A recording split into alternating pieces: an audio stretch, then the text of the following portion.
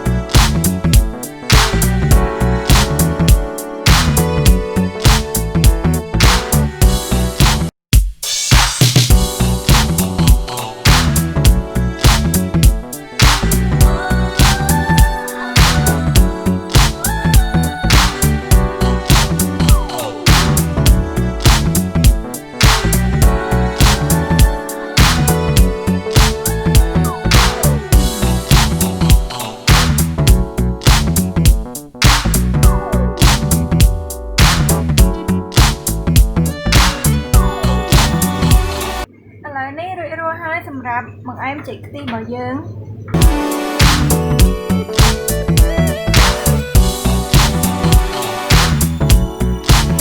ចាំយើងមកធ្វើការភ្លក់មើលបង្អែមរបស់យើងតែម្ដងណា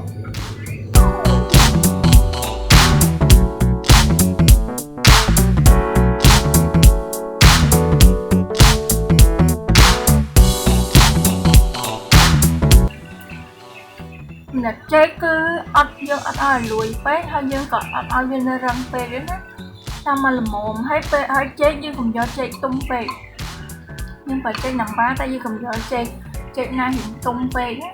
ហើយសម្រាប់សាគូគឺនិយាយទៅគឺផ្អែមនេះគឺរសជាតិផ្អែមល្មមខាងតែអ្នកនរគ្នាវាមានឈ្ងុយដូងខ្ទិះដើមដែលយើងបានលាស់វាហ្នឹងណាយើងយកវាមកស្រោចពីលើផ្អែមដែលយើងបានចម្អិនរួចរាល់ហ្នឹងគឺវាធ្វើឲ្យផ្អែមយើងកាន់តែមានរសជាតិឆ្ងាញ់ហើយឈ្ងុយខ្ទិះដូងជាចុងក្រោយអរគុណដល់អ្នកទាំងអស់គ្នាដែលបានចូលមើលវីដេអូរបស់នាងខ្ញុំហើយបើសិនជាពេញចិត្តកុំភ្លេចចុច Subscribe និងដាក់សញ្ញារូបកណ្ដឹងដើម្បីទទួលបានវីដេអូថ្មីៗជារៀងរាល់ថ្ងៃណាអញ្ចឹងអរគុណអ្នកទាំងអស់គ្នាជួបគ្នាវីដេអូក្រោយបាយបាយ